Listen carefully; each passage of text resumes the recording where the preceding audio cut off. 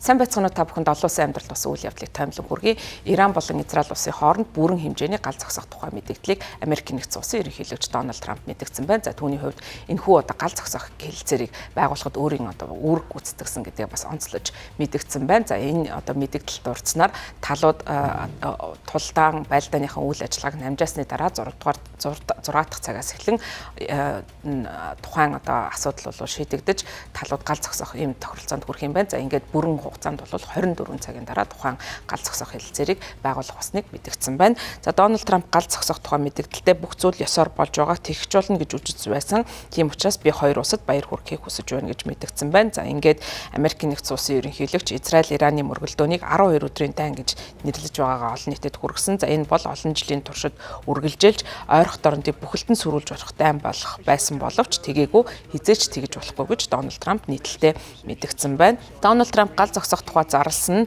хэрвээ хүчинтэй байх юм бол цагаан ордны гадаад бодлогын томоохон ялалт болж байгаагаа үгээр зарлж байгаа юм. За түүний хувьд бол маш олон дайныг зогсооно гэсэн ийм амлалтыг өгч байгаа. За тухайлах юм бол ерөнхийлөгч болохоос өмнө Украинд өрнөж байгаа дайныг зогсооно. За мөн Газын зурвасдах дайныг зогсооно гэсэн томоохон амлалтуудыг өгөөд байгаа. За мөн Дональд Трамп өөрөө инхийн жуулчлагчийн үүрэг гүйцэтгэж байгаа гэдгээ олон нийтэд мэдгдсэн. Тухайлах юм бол бүгд найрамдах ардсан Конго улсын хооронд өрнөж байгаа иргэний дайн, за Пакистан бол энтхийн хоорондын дайн тулдааныг дуусгахад өөрөө чухал үүрэг гүйцэтгсэн гэж хэлж байгаа.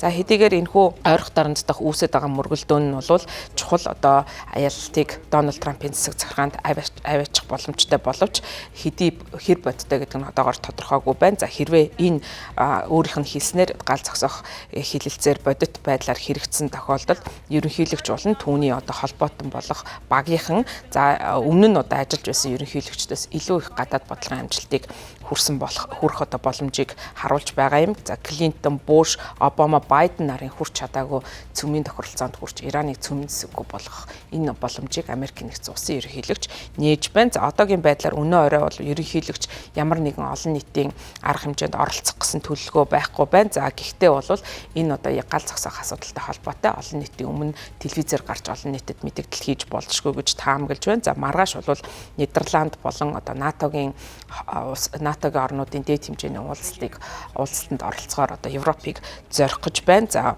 одоогийн байдлаар бол түүний энэ стратеги нь хэр амжилттай хэрэгжих талаар мэдээлэл бол гараагүй байна. За харин түүнийг дэмжиж төлөөлөгчдийн танхимдах бүгд найрамдах намын бүлгийн дарга Майк Джонсон мэдээлэл хийсэн. За ингээд Дональд Трампын гал зогсох мэдээлэлд хариу өгч Майк Джонсон мэдгэхдээ хүч чадлаар дамжуулан Америкийн нэгдсэн улс инх тайван тогтоолоо гэсэн ийм мэдээллийг X хуудаснаа мэдгдсэн байна. За энэ бол цэвэр Америкийн нэгдсэн улсын гадаад бодлогын чиглэл буюу бүгд найрамдах нам дотроо неоконсерватив гэж нэрлэгддэг гадаад бодлогын үндсэн чиглэлийг илэрхийлсэн ийм мэдээллийг хэлж байгаа юм. За өмнө нь бол неоконсервативууд Америкийн засаг захиргаар тодорхойлж байсан ийм үе тодорхой үе байдаг. За тухайлах юм бол хүү Жорж Бушийн үед Америкийн нэгдсэн улсын гадаад бодлогыг тэр чигт неоконсерватив үзэл баримталтай гэж тодорхойлж ирсэн. За энэ үед бол Америкийн нэгдсэн улс гадаад бодлогын үндсэн зорилгоо хэрэгжүүлэхчээ хүчээр далайлгах ийм бодлогыг хэрэгжүүлж байсан. За мөн энэ нь бол Ирак болон Афганистанд явуулж байсан Америкийн нэгдсэн улсын дайнаар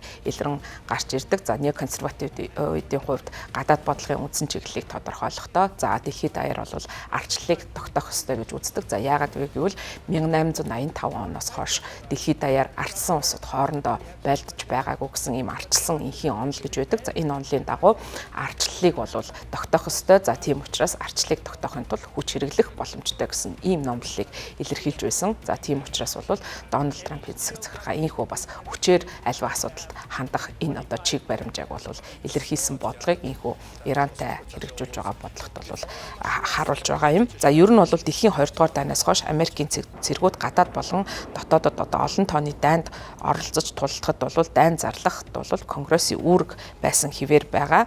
За мөн энэ үйлдэлтэй холбоотойгоор бол дэлхийн зах зээл дээр бас газрын тосны хомсдол үүсэх магадaltaй гэсэн ийм зүйлүүд яригдж байгаа. За ялангуяа Ираны хувьд Персийн булангийн газрын тосыг одоо тээвэрлдэг нарийнхан тээврийн зам болох ормоосын хоолойг хяналтандаа авдаг. За энэ хүү ормоосын хоолой нь бол дэлхийн байгалийн хий болон газрын тосны 20 орчим хувь нь тухайн нарийнхан хоолойгоор дамжиж урсдаг байгаа. За тэгэхээр энэ одоо дайн байлдааны үйл ажиллагаа нь цаашдаа дэлхийн эдийн засагт ноцтой үр дагавар очиж олон улсын худалдааг тасалдуулах, газрын тосны үн өсөх ийм нөхцөлийг бүрдүүлж байгаа. За дэлхийн хэмжээнд бараа үйлчилгээний өртгийг хөөрөгдөж, за мөн тус ормоосын хоолойгоор дамждаг түүхий нефтийн импортлогчдын тоонд багтдаг Хятад, Энэтхэг болон Япон зэрэг орнуудад бол хүчтэй нөлөөллийг авчирч магадгүй учраас энэ дайн байлдааны үйл ажиллагааг улс орнууд аль болох хурдан одоо зогсоох, за мөн цаашдаа бол гал зогсоох хэлэлцэрт хүрэх инх тайвныг одоо хүрэх энэ арга замыг эрэлхийлжсэн байгаа. За тийм учраас Америкийн нэгдсэн улсын ерөнхийлөгчийн энэхүү хийсэн мэдээллийг